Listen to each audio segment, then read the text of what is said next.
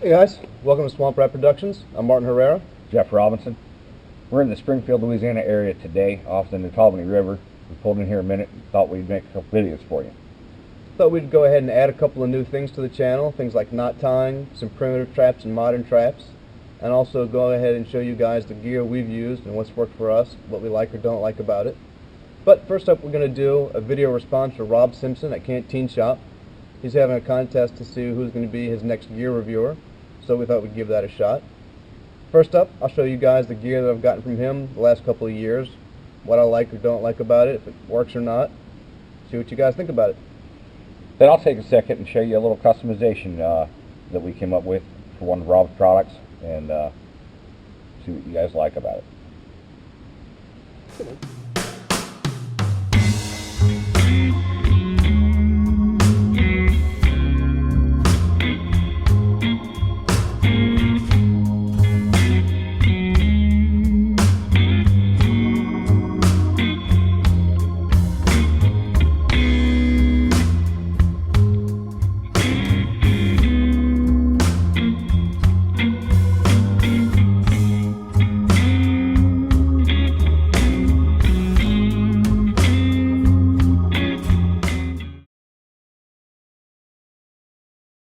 Alright, one of the first things I got from Rob at CanteenShop was a Mora 840 MG.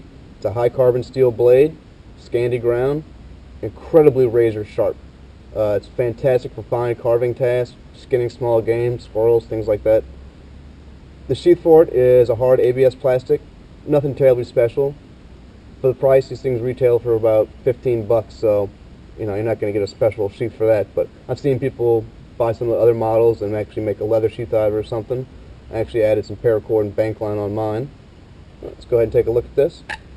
It's got a very good rubberized handle. It's a little small. It fits my hands perfectly, but I've seen some bigger people and not fit so well. But there are a couple other models that you can choose from.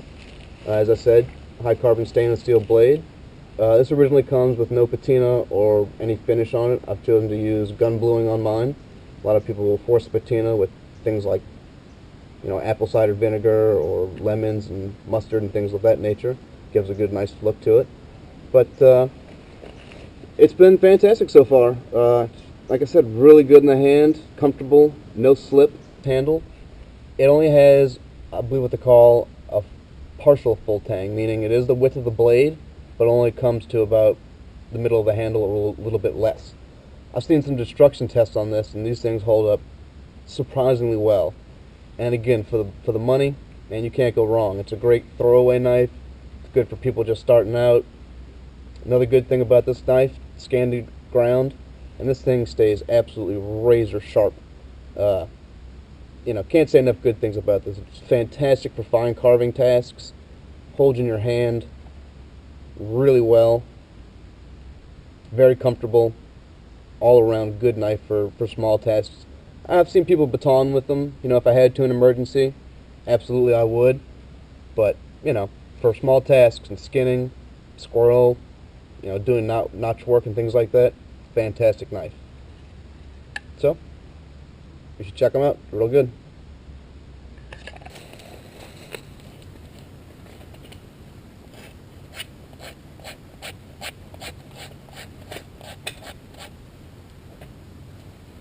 Cool. The Mora is an absolutely fantastic knife for small carving jobs, doing notch works for primitive traps, doing feather sticks. Once you get down in there a little bit, this thing is just absolutely razor sharp. You can make some really nice, really fine feather sticks. Excellent knife for the price. I definitely recommend picking one of these up. Again, they can be disposable. However, they last a very long time. So definitely something to consider.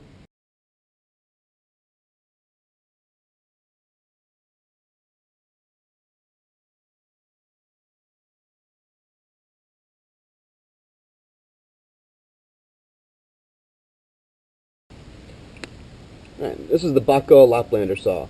It's 9 inches closed. It's got a 7 1/4 inch blade, 15 inches overall. It's got a very good, comfortable handle. It's kind of tapered and skinny, so you get a nice, good grip on it very well.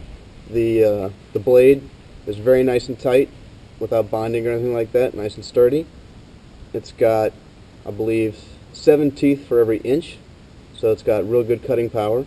This thing works really good in both the pull and push when you're cutting, so that's real nice. The blade is premium Swedish steel. I haven't exactly been able to determine what that is, but it's probably just some kind of stainless steel or high carbon or something like that, one of the two. Either way, it works quite well. It's got a little bit of flex to it, so it does nice when you're sawing, doesn't bind up or anything.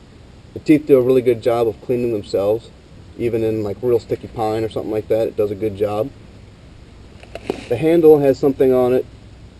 It has a rubberized grip, and I thought when I got this that this was going to wear off rather soon, but it hasn't. It's held up quite well. It's actually made out of something called Santoprene, which is a thermoplastic elastomer. And pretty much all that is a rubber mixed with polypropylene, and it means that this does not have a rubberized coating on it, that it's actually completely rubberized all the way through. So, even if you were to cut this or something, it's still going to remain rubber feeling. Holds up really well when it's damp or wet out. You get a really good grip on it. Of course, comes with the lanyard also if need be. So far, this thing has been an absolute beast. Cuts things great that are, 3, 4, 5 inches wide. Does a perfect job. You can cut through limbs super quick. Doesn't bind up or anything.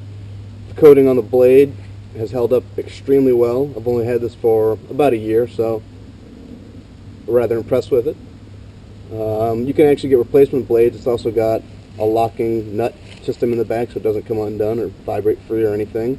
It's got a good stout press button to close it. And all in all, this has been fantastic. So let's go ahead and show you what this thing can do.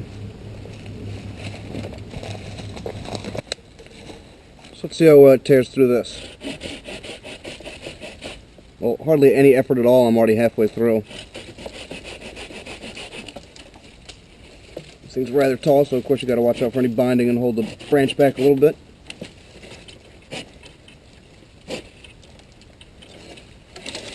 Alright, this thing's like 30 feet tall is why I'm having trouble here. There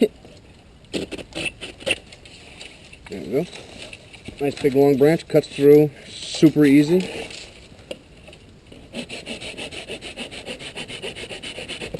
This thing just tears through logs. Works fantastic on both the push and the pull. Works very well for that. Would make quick time with shelter building. Really good thing to have, especially if you don't have an axe or a large knife. This in conjunction with a smaller blade like the Mora will get you to some pretty good tasks. Absolutely good thing to have.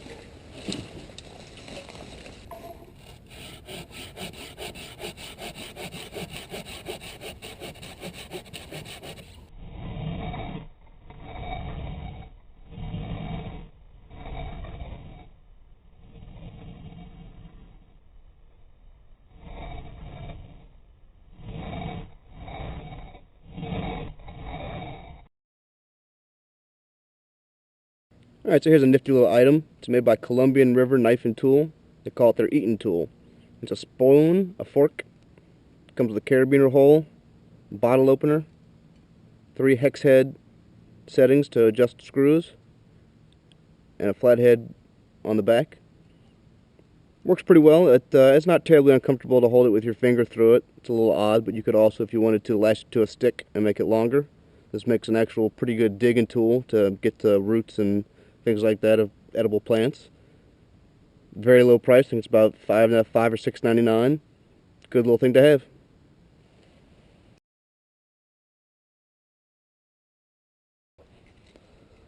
Okay, so here's a great little item. It's just a very large aluminum tinder tube. It can hold all sorts of miscellaneous items. It's large enough to hold a small Bic lighter, whatever other things you need. I actually use mine for a flint and steel kit. Got char cloth, a miniature Bic in there, a file that I have that I use to strike quartz with, and it's just a very good. You can see it's pretty large. It's about, I think, 1.25 inches in diameter. Of course, comes with a chain hole on it and whatnot. I actually went ahead and drilled a hole in the top of mine. I've got tape over it now, but my theory is remove the O-ring and you can put this in the fire and use it to make char cloth. But again, like I said, I make this my tinder kit, so I've got a bunch of different fire starting options in here. You can pick these up at CanteenShop.com. It's a very good product to have. It's great for Vaseline and cotton balls or other fire starting things. Small fishing kit. anything of the sort. So it's a great little product to have. Next up is the Aquamira Frontier Pro. As you can see, it says it's good for 50 gallons. I believe the military actually uses these, I'm not sure. I haven't actually used mine yet. I had it for about a year, but haven't had a need for it yet. Probably should give it a shot one of these days. It says it removes 99% of cryptosporidium, but again, 99%, so you can't ever really be sure, so that's also a good point as to why you should always go back and boil your water. But let's take a look at this. It comes with a couple of extra filters, I believe that are coconut husk. The whole inside of the actual device is charcoal, I believe. I'll show you that. Also comes with a universal adapter to be used with camelbacks and I think other hydration systems. Alright, you're probably wondering what the hell I have attached to here. I go ahead and I keep my slingshot rubber bands tied around this. It makes a good hose for drinking straw for this device. Also, obviously it gives me a weapon, a tourniquet, drinking straw, possible engine for a snare trap or something like that. So it can possibly come in handy. Let's take a look at the actual filter. So it's pretty standard. Doesn't look like very much. Got a couple of different attachments. They say this can be attached to virtually anything, and it actually does a good job of that. So for instance, if you had yourself a plastic water bottle, fill it up with your nasty water. You can actually screw that right on the bottom. It's got your drinking thing. And that would be your bite valve, so you could just drink straight from that. Or you can actually pull that off and attach the hose to it. This is actually not the hose that came with it, obviously. Theirs was a little bit larger and rigid. I decided to go with this one instead. But you can turn it into a dripping flow filter, so it filters over time. So it's got a couple different options. They also sell an attachment that hooks up to your water heater for your home. You know, something goes wrong, you know, natural disaster or whatever, you've actually got 50 gallons of, or however big your water heater is. You'll get that much water, but generally need to be filtered because they've been sitting around, have sediment and rust and whatnot, but this thing will take care of it. So again, this is supposed to be able to be used with a couple different ways, a couple different systems. It seems pretty good. Also, again, it's got, like a Mitch saw, showed you before, it's got the coconut husk on the inside, and I'm pretty sure the inside of this is just charcoal. Not really sure. But then with my slingshot rubber band, I can connect that to the bottom, stick that in a pond or whatever I need to. So that works out well. I'll have to give it a shot one of these days.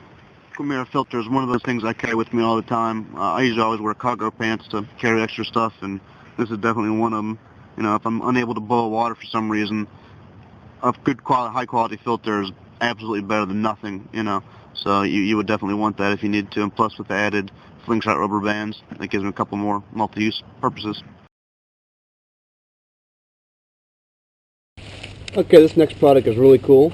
Rob himself designed this. He went ahead and redesigned the traditional aluminum military stove and made a very heavy gauge stamped stainless steel version. It's got a GrillTop stove on it, so you can actually grill food, you know, crawfish, small chunks of meat, whatnot. Works very well for that. The top part is raised a little bit, so when you have your canteen on top, you can actually see, you know, it'll let the flames through and not actually block it. It's got a good section of airflow, so that's really nice. He went through a couple different versions before they found out what worked real perfect, and I think they got it down just right. And of course, in the front, it has a hole to either feed your fire or have, you know, a alcohol stove under it, and I'm going to be demonstrating that today. But this thing is extremely sturdy. So much so that you could actually use this as a digging tool. It works very well. You can actually stick some twigs and sticks on the inside so that they fan out, and actually use this as a berry picker. That works real well. You can strain things through it if need be. It's very well constructed. I mean, you're not going to crush that even if you tried. So it's a very bomb-proof item.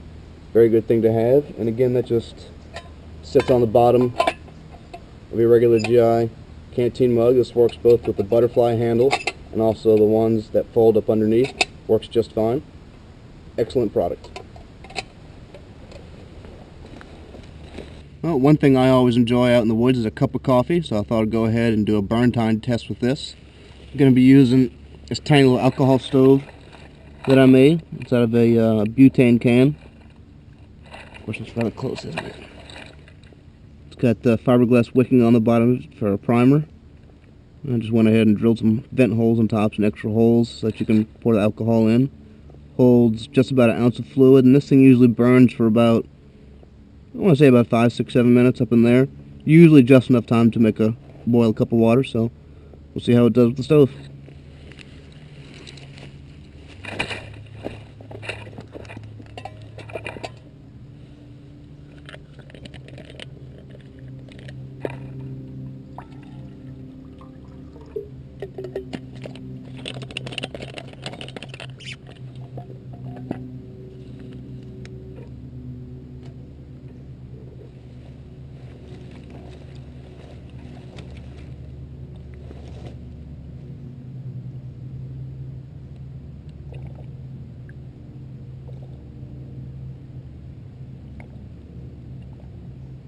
It holds a decent amount of fluid. And again, you can just kind of put some on the outside wick, which you might have a bit much there. Put some on the outside wick as a primer. And it lights up super quick. And of course lights everything else on fire. Always got to be careful of that.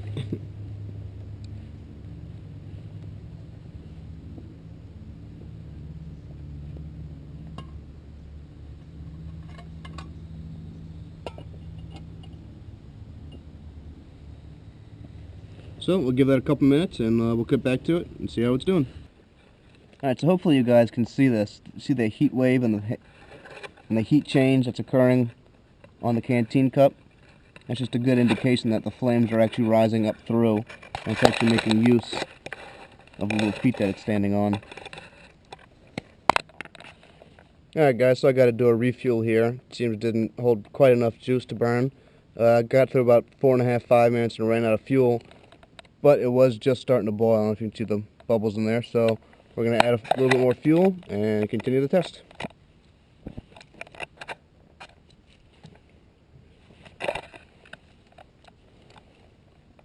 Yeah.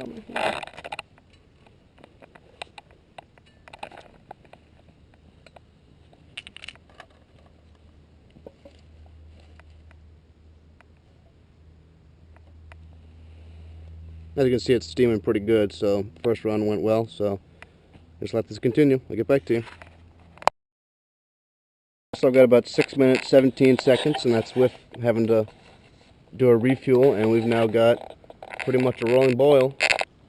So I'd say it worked out just fine. I've heard some lower report times of actual, boil time. The little stove I made is in no way optimized for this, but definitely gets the job done. Obviously could be a little bit larger because I had to refuel it, but it works. So I'm going to go ahead and draw myself some coffee.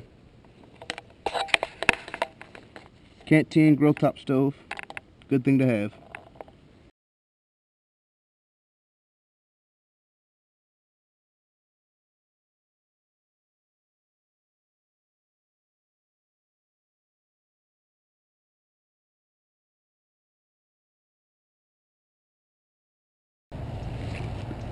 Good afternoon. Today I'd like to take a minute and review one piece of gear that is not only one of my favorites, but also one of the most essential pieces of gear that I think a lot of people overlook, and that is a water vessel. In the same note, a way to not only obtain, but to purify your water. I'm a water kit from Rob at CanteenShop. It is the 10x4 water bottle pouch. Excellent product. Heavy denier nylon, heavy nylon straps, D-rings, my attached snap closure. Good quality snap on that. Comes with a nice ample pouch in the front, so you can carry a number of objects in. And my son actually did a build out where we actually made what we call a camp in a can for his scout efforts. This is the GSI Glacier Cup. Excellent product. It's a 18-ounce cup made of 304 series stainless steel, 18.8 specifically, which resists heat tremendously, does not distort under good temperatures, And they are spun form, not stamped, which means they are not likely to distort on you. Have a nice folding handle, it breaks down nicely. There's spot welding of the brackets for the fold out handle. Doesn't get overly hot. It'll get warm, but it's not hot. Folds in nicely. Excellent little product. Also, the 32-ounce Gio or Gaia Designs backpacker model bottle. It's got a bit of a taper to it, which makes it fit into your cargo pockets or pouch very nicely. Got the standard lanyard lid retention to it. It's removable from the bottle for boiling and cooking. Thing's excellent for cooking ramen noodles in. This has got a nice wide mouth, 63 millimeters. Excellent for cooking in. Makes it nice and easy to see if your water's boiling nicely. Another good product.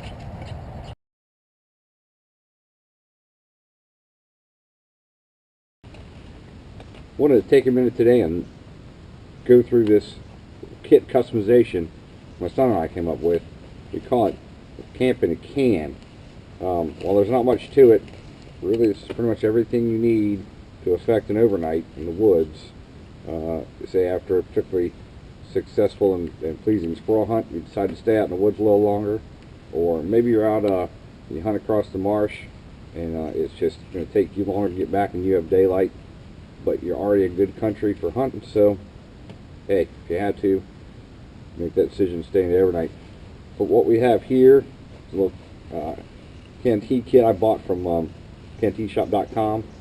It's the glacier mug and the backpacker 32-ounce stainless steel bottle, and then in this very generously sized pocket I have a couple of things as well. Now I will say one optional thing you can add to this. In my case, it attaches to these straps, and I use this cordage as a strap rather than having it on my belt. I attach a folding saw and nippers. They're handy for many little tasks. But inside this pocket, we actually keep a bandana which has multiple uses, but namely for filtration of water. We have a 6 foot by 8 foot nylon tarp, which is got a waterproof coating on the underside, and I'm very impressed with this little tarp. It's not very big, it is light, and it does an excellent job as far as keeping the rain off you. Also in this pocket I do keep a fresh fire steel and mag bar with a striker included. I have my knife and my multi-tool, and they have excellent strikers, but always keep those together. Just redundancy, if nothing else. There's a lot of space in this main pocket of this pouch, so I'm able to keep a couple hanks of rope down here, and actually this is some special stuff. It's a special marine grade rope. Zero stretch, does not rot, it's chemically resistant, and incredibly strong for its size. So I keep a couple hanks of that in here below the bottle, but also keep some things in the bottle. Empty space, I also use it up. This is just a little plastic bottle that got recycled. It's actually full of these Vaseline cotton balls, which is my favorite surefire method. Takes a spark easily, basically waterproof, burns hot for a reasonable amount of time, and you can replenish them by kind of poking them around a little bit, and I'm very fond of those. They also, a clean one can have first aid uses as well. Also in here is one of the essentials, toilet paper. It's excellent Tinder, and of course it's always a nice novel convenience to have if you should need it for its original use. Also in here I keep a rolled up plastic bag for ground cover. It's a heavy millage, large contractor grade bag. You can slit it and open it up for more space, or leave it doubled over for a little more durability.